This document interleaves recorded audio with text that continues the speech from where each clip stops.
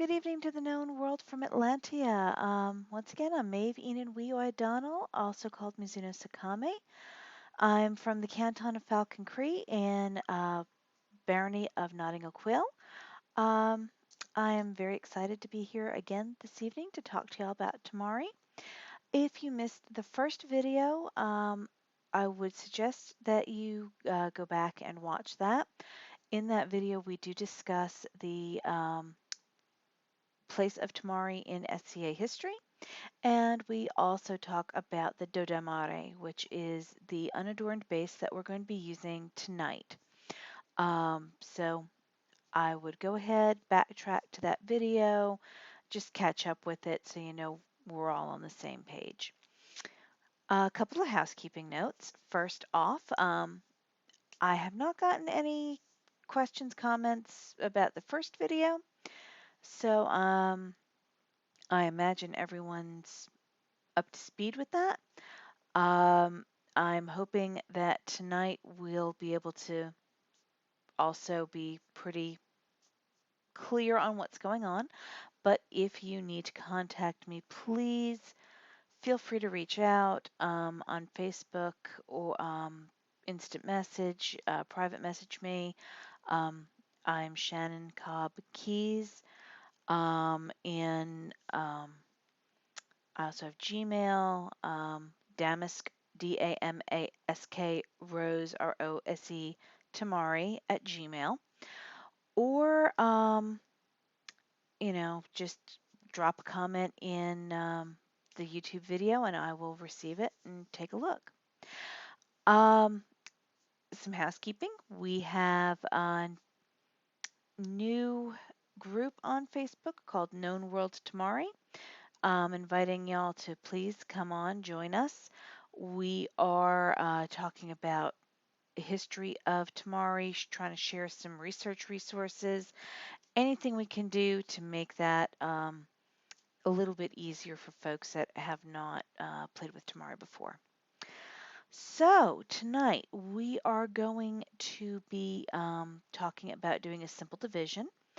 I'm going to do a simple 8 wedge division. And we are going to also work on simple stitches for the Kiku pattern or chrysanthemum pattern. There are a lot of patterns out there. There are several very good books I can recommend. Hold on one sec. Okay, so some books that I can definitely recommend. First one is the Temari, The Geometric Shapes and Needlework by A. Mizuno. This is also translated by Ginny Thompson. Ginny Thompson is in charge of the Temari Kai website. Some of you folks may have been to that site, may know the chat group. I've been following that list probably for the past 15, 16 years. Ginny and E have done a remarkable job of using Japanese techniques, Japanese terms, and trying to be as authentic as possible with their information. This book that I'm just recommending now has a lot of history. It doesn't do a lot of pattern work, but it is a great resource for documentation. So there are 2 pictures in there that they have traced to early to mid 17th century, which puts Temari pretty much, an image of Temari pretty much squarely in our time frame, which has made me so excited. You have no idea. Another good book to start off with, unfortunately this one's out of print, but The Craft of Temari by Mary Wood. It's one of the earlier Temari books.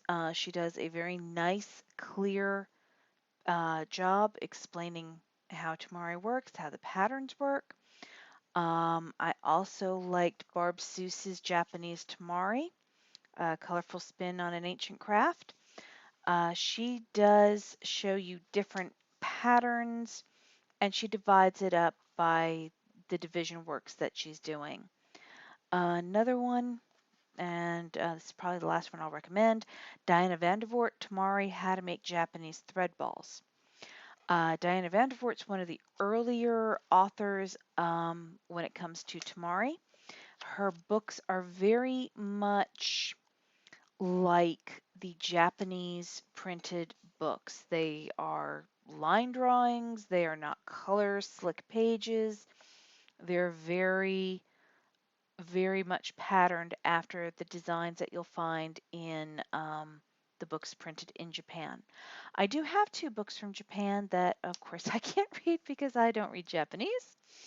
But once you start stitching a little, you can um, kind of puzzle out the patterns. I've seen pictures of Temari, just images, and pulled them up, looked at them closely, and kind of figured out how the pattern works. It's just a little bit of practice and experience, and you can get to that point. Now, the last book I'm going to mention is actually the first book I actually used and that I was introduced to with Temari. It is called The Temari Book by Anna Diamond.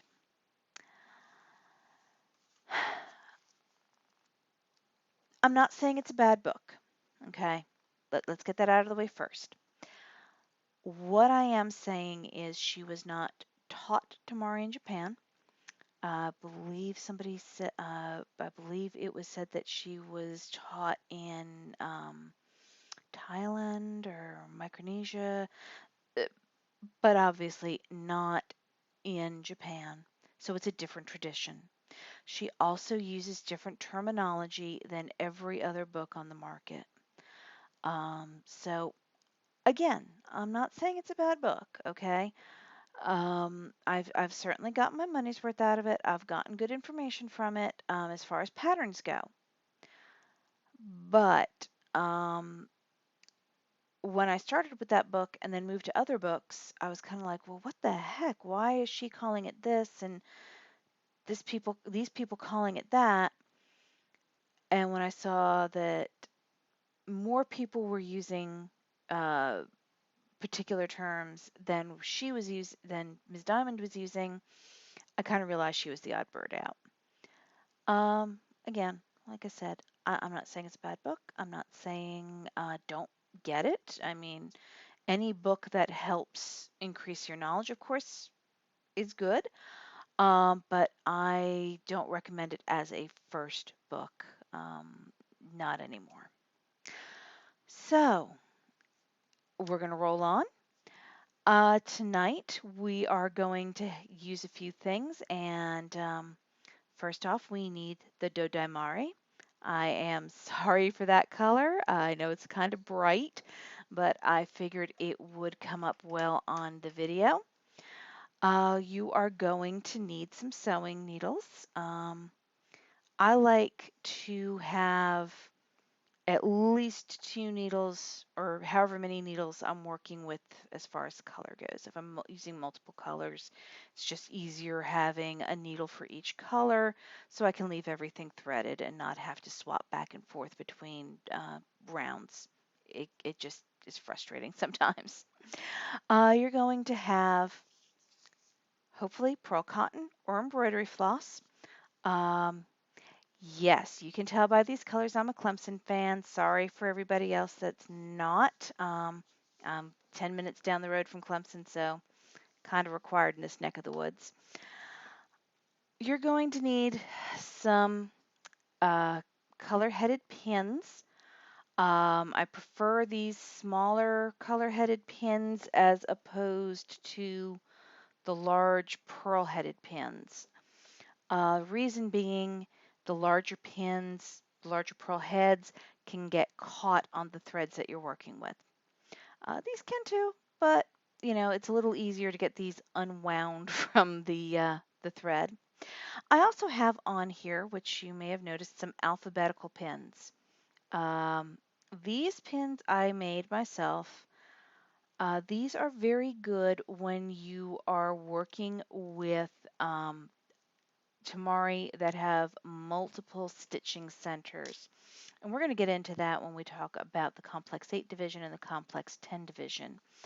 Some of the patterns that you do on these multifaceted balls, you're going to do in sequence. So you're going to want to know which was the first point I started at. Here's the next, here's the next. Because sometimes it really depends on keeping track of that order in order for the pattern to come out correctly. And finally, we are going to use a paper strip. It's probably about 3/8 inch wide by about 11 inches long, 11 and a half. It's not quite cardstock, but it's a little heavier. And a pair of scissors. So, the first thing we are going to do, so you are going to take your Dodai Mari. We're going to take the paper strip, and you are going to wrap the strip around the ball until you have the strip overlapping. I'm going to try to adjust that so you can see that more clearly. So you can see where the strip is overlapping. You're going to grab a trusty pencil, which I of course should have mentioned, and mark that point on the overlap and try to let you see that. I did try to record on my phone. I'm sorry, it won't let me record more than 1:30. If anybody out there knows anything about Samsung Galaxy 8, I will be happy to take some hints. Okay, so when you have that mark on here, you're going to fold the excess paper out of your way. Make a nice sharp crease. Sorry, I need to remind myself to bring my hands up here so you can see what I'm doing. And you should now, yeah, just about. When you wrap the paper around the ball, the ends should just about meet. Okay? Where the two ends come together and meet, you are going to place a pin. Okay? I'm going to take that pin and I'm going to put it in the top. That is my starting point. That is the North Pole, point A. Okay? So now you're going to take this strip that measures the circumference of your Mari. You're going to fold it in half. We're going to, again, make a nice sharp crease at the bottom. So now it is folded in half. You're going to take the strip at the edge of the pin.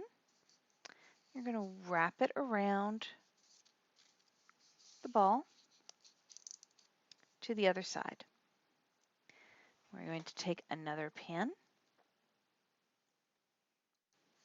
We're going to place it on the other side. So we now have your North Pole, your South Pole. And I'm going to try to make sure I make that nice and straight. There we go. So you now have your North Pole and South Pole. You're going to take your strip and fold it in half once again. Nice. Sharper crease as you can. It's getting a little thick now, so it's a little harder. Take the paper, rest it against your North Pole, and bring it so it's should be at the equator, halfway around the ball. Okay, and we're going to go ahead and mark that. We're going to slide a pin in different color than the pole, make your life easy. And I'm just going to go around and do this a couple of times. That way I can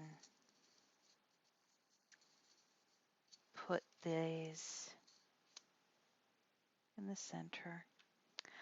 What we're doing is marking the equator point because this is going to help us get our equal distances in just a minute. I'm just going to put it in 4 points because it really doesn't need to be all over. Okay, so now you've got your north-south and you've got your pins wrapping around the equator. And I hope everyone can see this. I'm real sorry for the glare. Let's see if we can adjust that light a little better. Okay. So now we're going to take this paper. We've already folded it into quarters. We are now folding it one last time. And you should have it in eighths. Okay. Take some scissors. Yes, these are my paper scissors. That's why they're marked. And we're going to cut the edge off either side. So when we unfold this,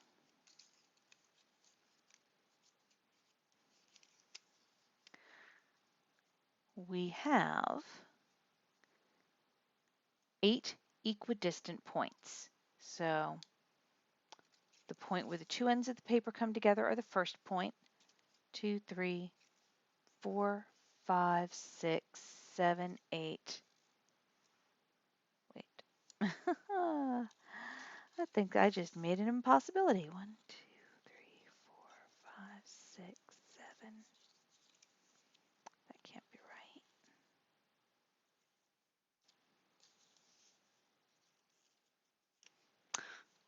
I think I know what I did.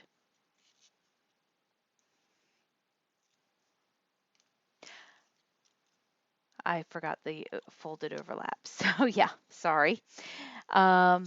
The folded overlap, I kind of just unfolded. I shouldn't have. So I just cut that end off. So now, sorry, we have 8 equidistant points, okay? If anybody got confused by that one, just call me out on it. I will go over that slowly. So what we're going to do is we are going to wrap this around the equator.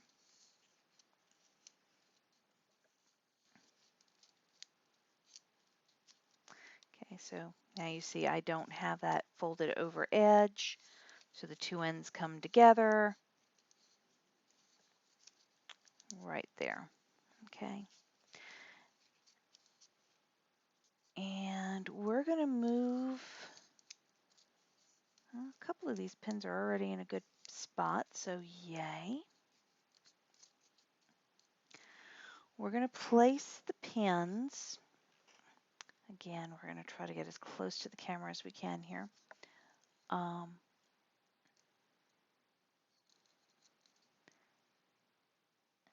At the top of the band over the notch.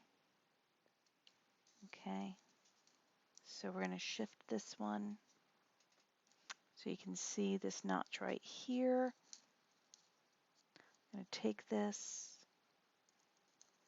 make it even with the top of the strip, right where the notch is. Okay, and we're doing that. We're also going to grab another 4 pins of a opposing color and place these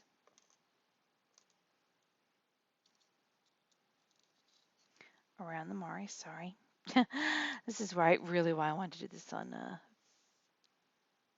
camera phone, but it's really not being cooperative. I may have to see if I can get some close-ups and cut that in if possible. See how well I can learn some editing skills. Okay, Okay, so I have 1, 2, 3, 4, 5, 6, 7, 8. All right. So you can see we have North Pole, South Pole, and 8 equally distant points around the equator. And I'm going to adjust this thread a little bit because just sometimes the top layers on the thread wraps want to move a little. Just go ahead and readjust those around your Mari. If you have some come off, go ahead, take a needle, thread it however you can, and just sink it into the wrap. It happens to the best of us. Okay, so I'm going to take one of my colors of thread, and what I'm going to do is wrap it around the Mari. I'm going to need 4 wraps to divide it evenly.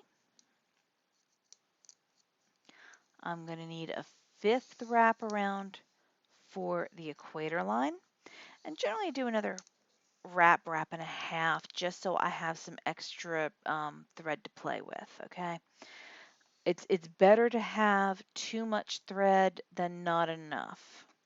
I prefer to try to do this all in one continuous strand. If you're not comfortable doing that, you can use as many strands as you like. It's okay. But I do like to make sure I've got enough that when I have finished sewing or laying the marking lines, I've got enough that I can pull and have tension for the cut piece to get pulled back inside the Mari. And again, we did that with the last video showing you how to finish off the wrap. I will do it again today so you can hopefully get a better view of what I'm doing. So I'm going to go ahead and take a pin take a needle. It's been a long day. And we're going to go ahead and start dividing the Mari. So yeah, I said earlier, Atlantean, so we had our virtual coronation today. So congratulations to His Majesty Anton and Her Majesty Leonid. And thank you to Duke Kuan and Duchess Signy. And we also had up a little late last night because one of my dear friends, now Mistress Ellis of Gear's daughter, was elevated to the laurel today. And we did what was, I think His Majesty said, the first virtual vigil. And that was a marvelous thing. And I'm so happy. I know she's going to be watching this video. So love you, Elsa. Congratulations. Now that I've got that out of the way, turn this into the Oscars, right? All right, we're going to take our Mari. I'm going to take our thread. And I'm going to insert the Mari into the wrap and try to bring it out as close to this top needle as I can, which if I can get a good video, you can see it's pretty close. I'm going to pull that, and you can see the thread going into the piece. Okay, I've got a knot on the end of the thread. I'm just going to wrap this around my finger once or twice and just give it a little sharp tug and pull that end into the ball. Okay, that way you don't have any loose ends showing on the exterior. It's nice and clean. I'm going to go ahead, take the thread, and choose 2 pins on the equator. So we're going to point, I'm going to go here and here and wrap the thread around the ball. So you can see me hitting that equator pin. I'm going to bring it up near the other pole pin. Pardon me. Down the side, the other side, and back to the pole pin. I'm going to take my needle and insert it pretty much where I started.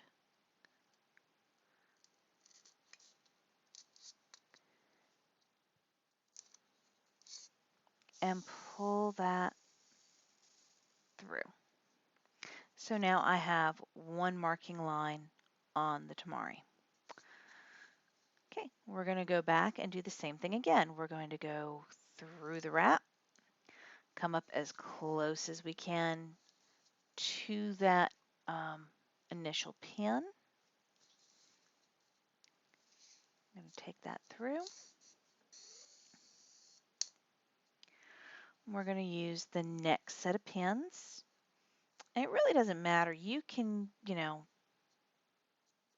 go in any direction you want. I like working in 90-degree angles because I can see, if I need to make adjustments, if as long as everything's nice and clean and neat, I'm working well.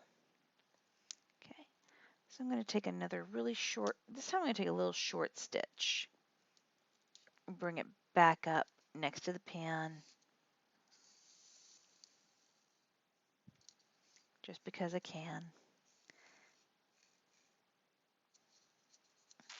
And I've wrapped it around the pole pin. Beautiful. All right, there we go. Put that back in there. And again, we're going to go to the next pin. Just wrap it around. And we're, almost all the way there. We're going to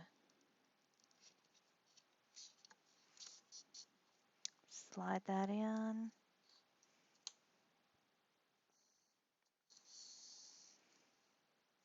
Pull it out. And we're going to look at the back side, make sure we've got everything even.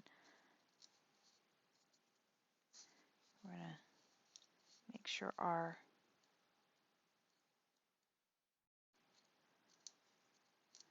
marking lines are nice and even on both sides. Okay, and then last marking line, we're going to go back in where we came out of the thread wrap,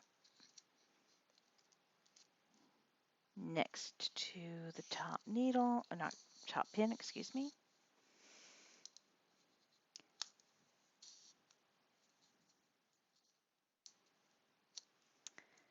And this one's being a little bit of came out a little wrong, so we're going to go back in, fix that. There we go.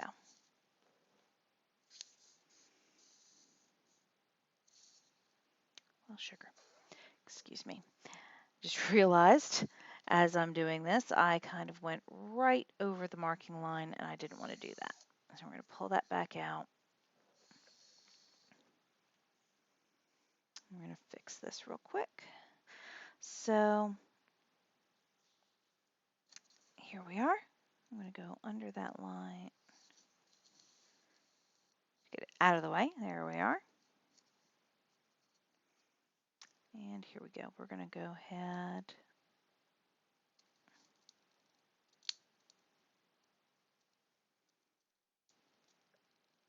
Come on.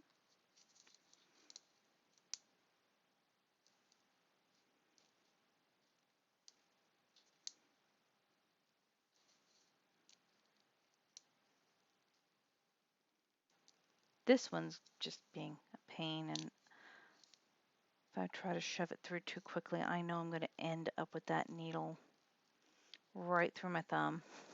It wouldn't surprise me. It wouldn't be the first time. All right, there we go. And then we're going to make that final that final line. So it kind of looks like a pie wedge. If you play Trivial Pursuit, you've got your little bits together here.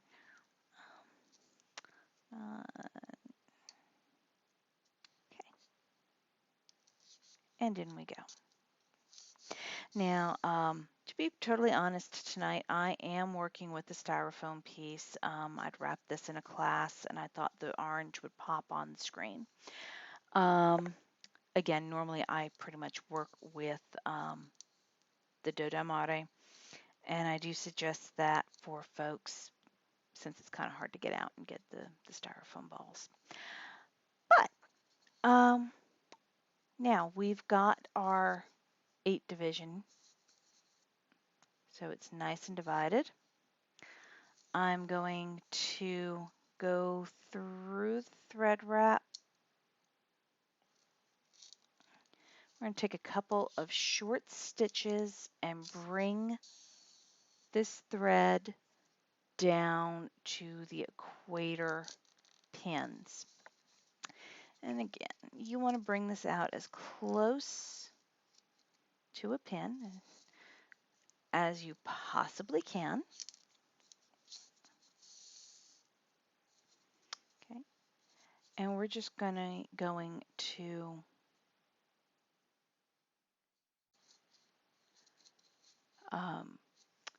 lay the thread down as close to the equator pins as I can possibly make it.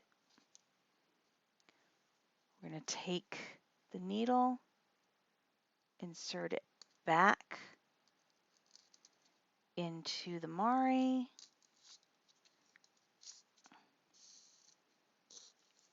and now we are fully marked equator, 8 division on all sides.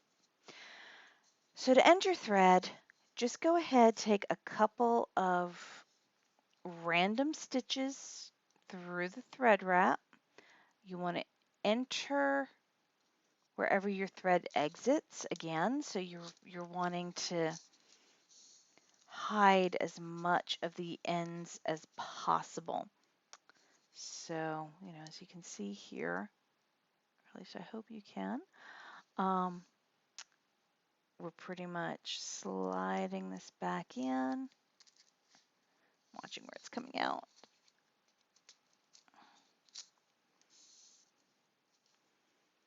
And I'll take one more for good measure. So going right back in where that thread came out, short stitch through, and there we go.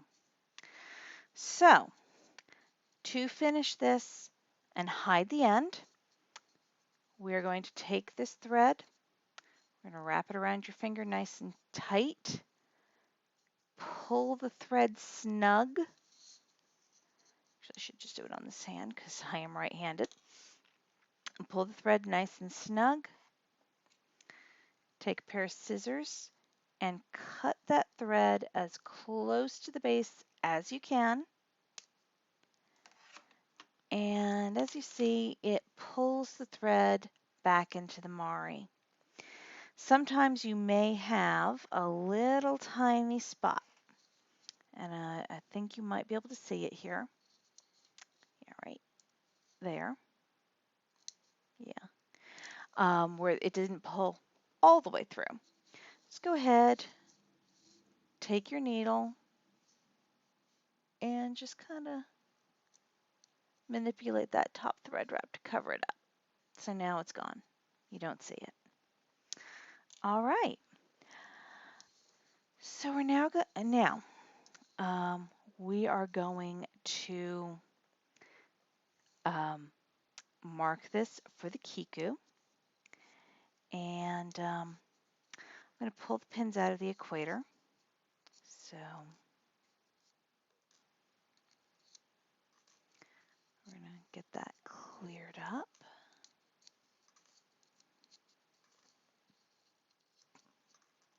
Okay. And where did I put my paper? Here we go. We're going to take our marking paper that is conveniently folded into eighths, or at least I think it's conveniently folded into eighths. Here we go. I'm just going to fold it back up so we're back at the eighth.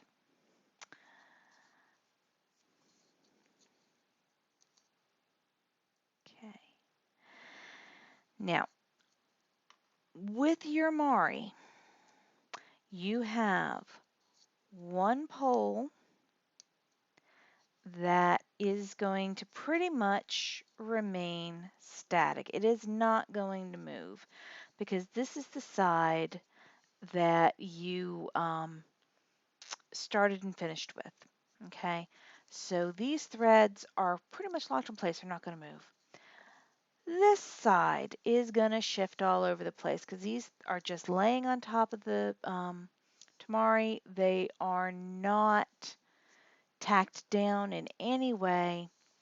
So what I do is take the pole pin and just slide it into that pile of threads. And I can see a couple of them have shifted a little, so I'm going to try to even them up.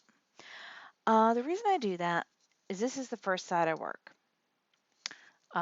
The side that's going to shift is the first side I work, so I can get that locked in place. It doesn't continue to move, and it looks neater when you're done. Okay.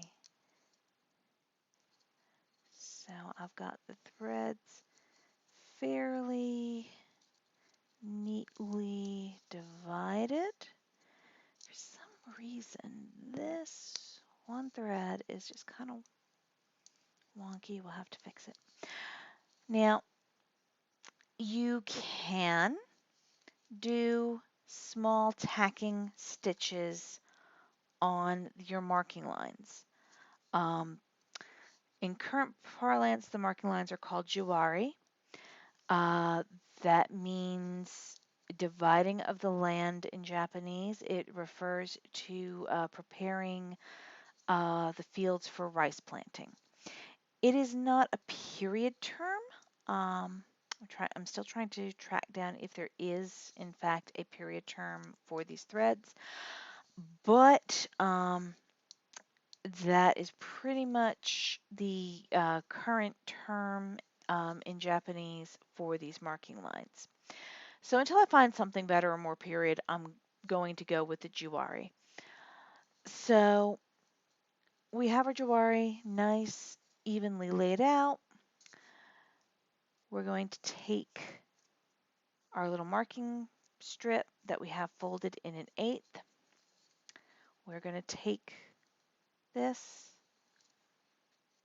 corner, put it as close to the center of that pin as possible. I'm going to take a pin and put it right here. Okay, so you can see how we're doing that. And then the next line, I'm going to do the same thing. I'm going to use a pin in an opposite color. The reason I'm doing this is with the Kiku stitch, you're going to be working on opposing sets of guidelines.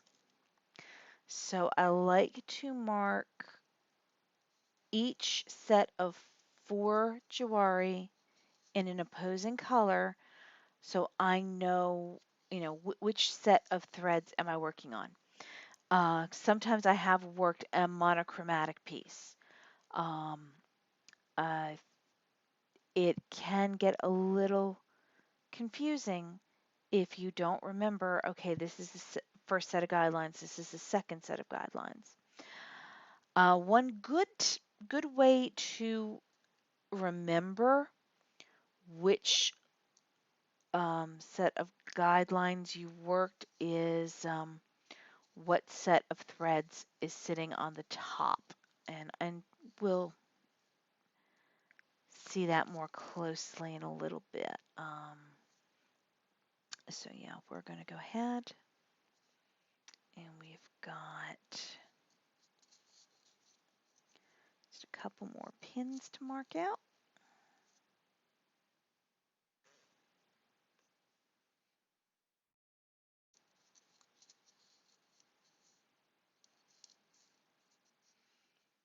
Okay. Blue. Okay. And last one.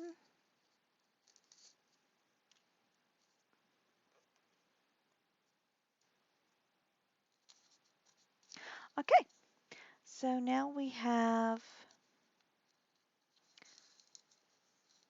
all the guidelines marked in opposing color pins. So I have green and blue. And we are going to start with the Kiku stitch. Sorry.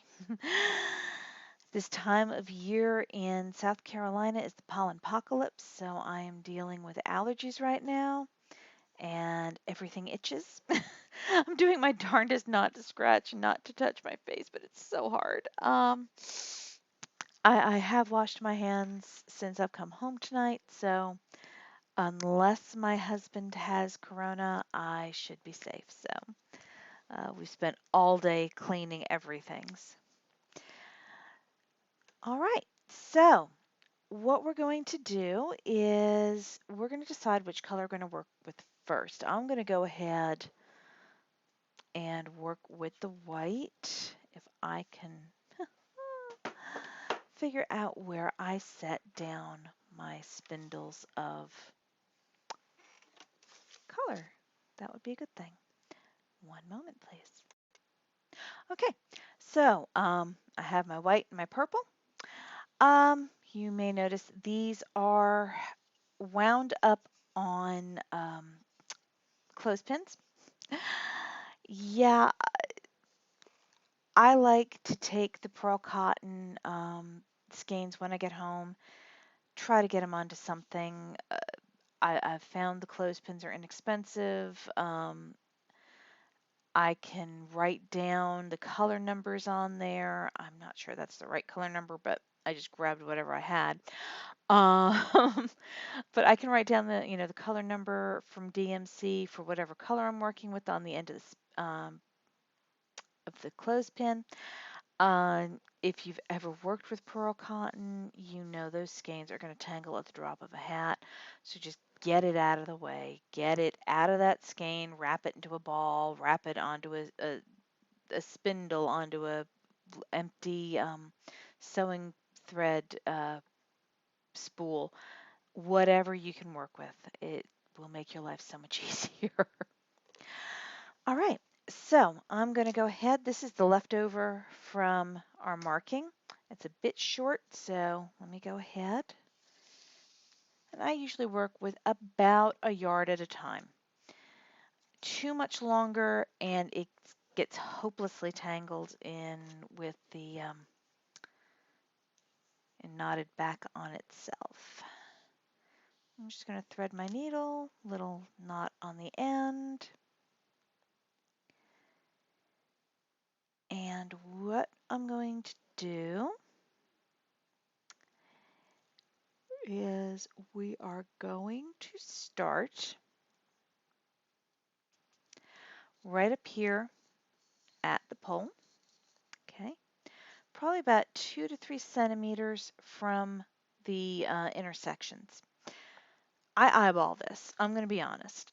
You could try to set another group of pins in opposing colors. It will drive you crazy, I promise you.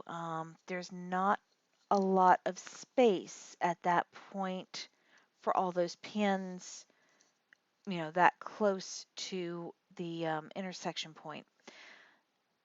Eyeball, do your best. You can, once we start, you'll start seeing a pattern emerging, and that way you can kind of figure out, yeah, I'm stitching in the right spot. So what we're going to do, and I'm just randomly choosing where we're starting, because it really doesn't matter at this point. I'm going to insert that needle into the thread wrap, bring it out about 2-3 centimeters from the intersections. I'm going to pull this thread through and wrap the finger, give it a little tug. And of course it's going to be there we go. It's going to be a pain tonight. All right, now I'm trying to angle myself so you can see this. With the Mari, where is it? There we go. You're going to work from right to left. So you're bringing the first stitch out to the left side of your marking thread. You're going to bring it down to the opposite thread, and you're going to take a stitch from right to left, straight across.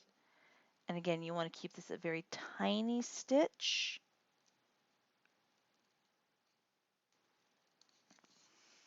As tiny as possible.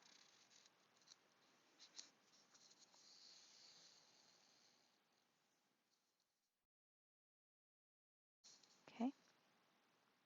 You're going to bring the thread to the right to the next line. So we took a stitch at a green pin.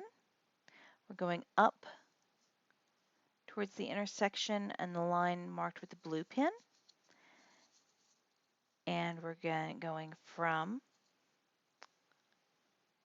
right to left. And I want, yeah, it's about where I want that intersection to be.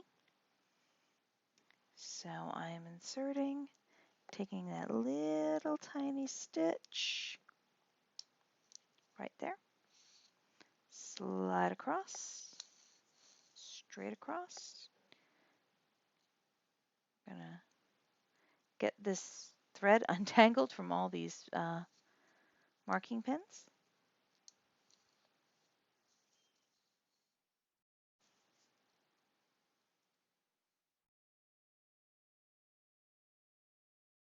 And bring it down to your next green marked thread, whichever colors you're using. And again, from right to left. Okay. Right to left. Straight stitch over. And bring it back up to the next thread on your opposing color line. And I want to do this stitch out there. Okay. Little stitch right to left. Get that off that pin. Down to your next stitch. Again, right to left. And as I'm taking these stitches, I'm hoping you can see I'm picking up the thread wrap. I'm not just sliding it under the jawari. I'm actually going into the thread wrap and taking the stitches under a couple of threads there, okay? Because that's what's holding your stitching in place. It's not the jawari. That's just a guideline for where the stitches are supposed to go. Because if you slide it just under this marking line and you don't, and you don't catch any of that thread, your stitching is going to slide up and down this thread. It's going to bunch up. It's not going to look right. So again, we're going to go a little stitch from right to left, picking up some of that thread, bring that back up to the top. Now, the end of this is the end of the round. You can kind of see this little star pattern that's come out. If it looks even, you're stitching in the right places. Like I said, I do the points near the intersections mostly by eye. Like I said, because it's very difficult to work with a lot of stitches in one place. So at the end of the round, I'm going to bring this close so you can see. Again, we're going to go a little bit under vertically the stitch that we took before we started with. Again, go right to left, pull it through,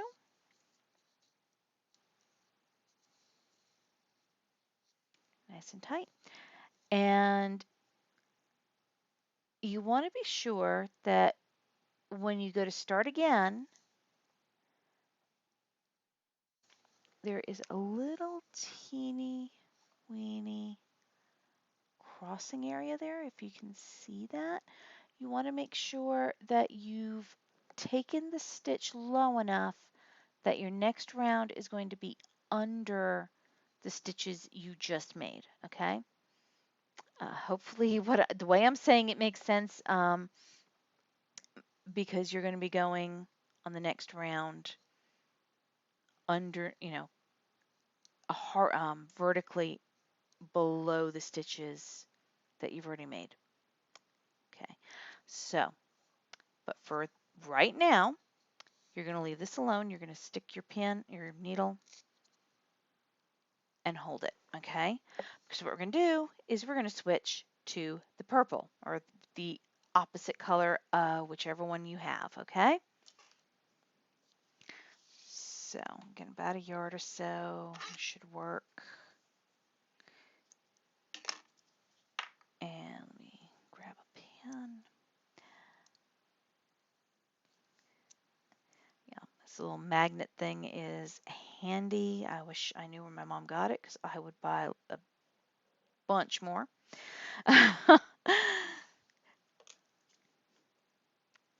And we're going to go ahead and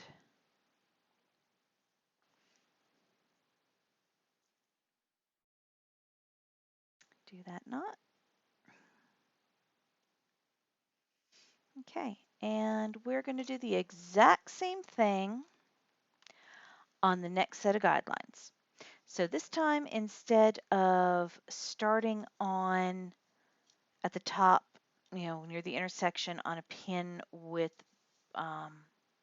that's a blue pin, I'm going to start at the top near the intersection where there's a green pin. So I'm going to basically shift to the next set of empty marking lines. Okay, so we're going to bring that needle out to the left there. Move this out of the way. That'll make life really simple. Pull that through, give that a little pop. So we're going to go from right to left, down, and take that little stitch. Okay, so we're taking that little stitch at the bottom there. We're bringing this up and taking that little tiny stitch here.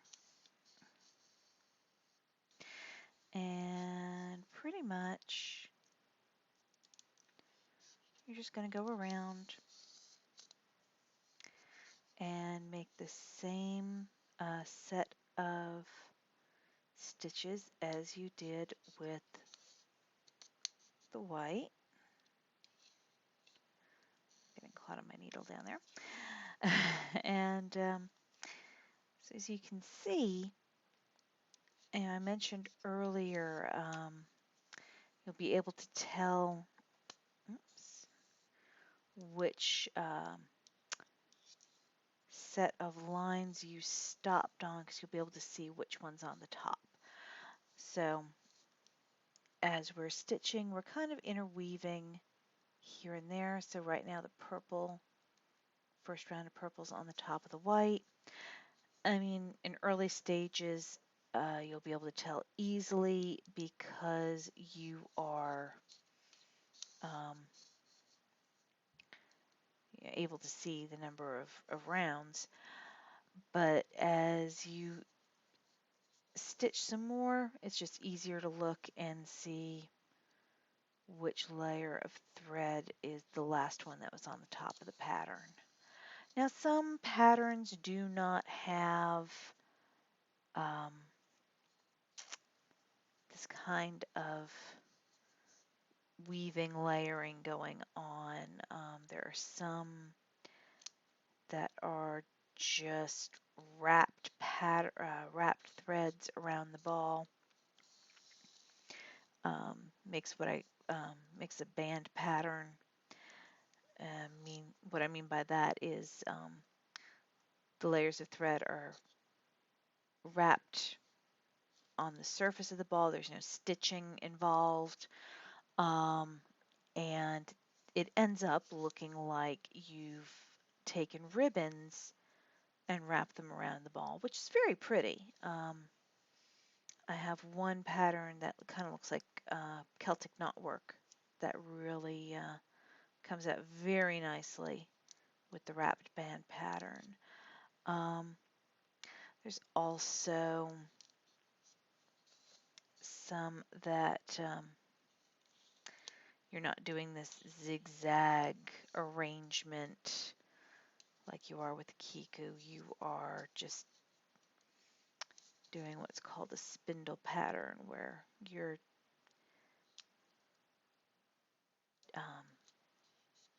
just working on a single guideline. I've got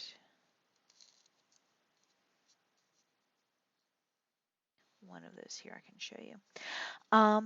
So with the Temari, one of the things that you want to do, especially with Kiku patterns or any pattern that has that grows out from the center, when you're stitching, where is this? Okay.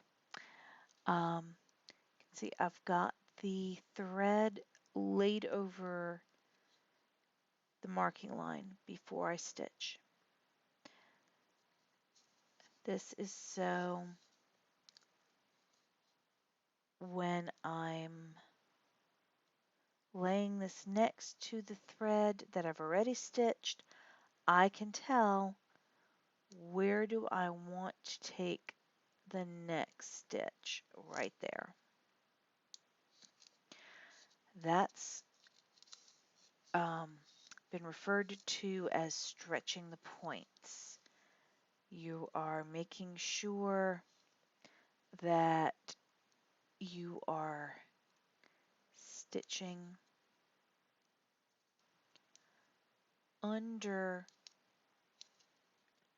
horizontally under the last crossover you made, and then you're stitching again horizontally beneath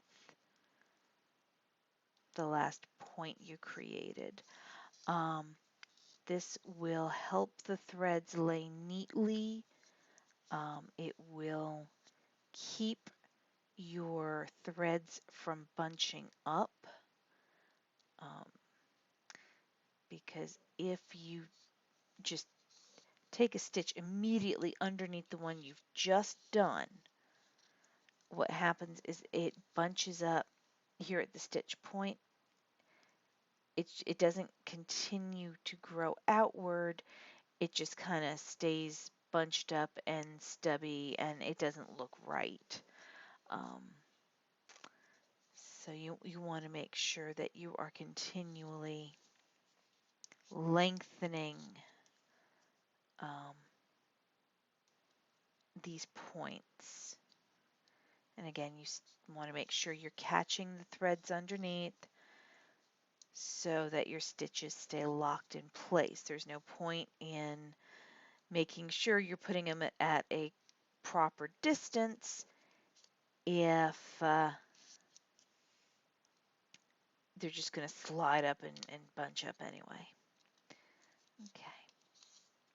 So you're going to continue to do this until you're happy. Really, there is no set number of round stitches, stitching rounds that you have to do for this. Somehow I've gotten tangled, but we'll fix that. There's no set round of number of rounds that you have to do. There's no hard and fast rule. One thing here we go. One thing I personally stay away from is batches of 4. 4 is considered an inauspicious number, so I try to do maybe 2 rounds of a color, then maybe 3 rounds, and then 2 if I'm switching up colors in the middle. If I am just doing a straight color, not changing anything, I'll do 5 rounds, 6, 5, 7. I like odd numbers. I think they show a little more visual interest than even numbers. Your mileage may vary. So usually I will probably do about 5 rounds, 6 rounds of the pattern stitch and call it a day. So when you are done, if we are pretending that we have finished this, you come to your final stitch. You're here at the top. Just go ahead, slide your needle under the pattern that comes up here, pull it out, and take some random stitches in the ball, just like you did when you finished the thread wrap, just like we did when we finished laying the jawari. Pull it taut and cut it off as closely to the surface of the mari as you can without cutting the threads. And that will take care of that. Now the equator is also called the obi line. If you are familiar with Japanese clothing, then you will know that obi is a belt that's used to hold the kimono closed. In our period in Japanese clothing, obi were pretty plain, not too fancy. These days are probably about 3 feet wide with 9 or 10 yards of fabric involved. That can relate to your Temari obi. You can leave this plain. You can take several yards of thread and just simply wrap it around the obi like the banded patterns I mentioned earlier. And I have to adjust the camera so you can see what I'm talking about here, but you're just laying the thread on the Temari and wrapping it around. So you can see you do several lengths, and it looks like you're putting a ribbon around the Temari. I'll do like 3 to 5 rounds on one side of the marked equator, 3 to 5 on the other, and call it a day. So we're pretty much done for the evening. If anyone has questions, please feel free to reach out to me. Again, my email is damaskrosetamari@gmail.com, or you can comment in the YouTube video or reach out to me through Facebook. Shannon Cobb Keys. Just send me a message. I'm hoping we're going to do a complex 8 video for the next time. That'll give us a few more centers to work with and open up some interesting different patterns. For that, we will need the Dodai Mari. We will need the pearl cotton. We will need sewing needle, scissors, and paper strip. Pretty much everything we used tonight in order to go forward. Also planning on working on a complex 10 division, which really does some amazing stuff. That is going to be a lot more complex, and I am really going to have to try to get my camera on my phone to cooperate so I can get some longer video. For some reason, it's restricting me to a minute 30 on my Samsung here. If anybody has suggestions, I'm willing to listen. I hope everyone has a fantastic evening. Stay healthy, stay safe. I look forward to seeing you all next time. And hopefully, we will get through this virus soon and I can see a bunch of folks in person, give you hugs, raise a glass, and have great times with y'all again. All right. Have a good one.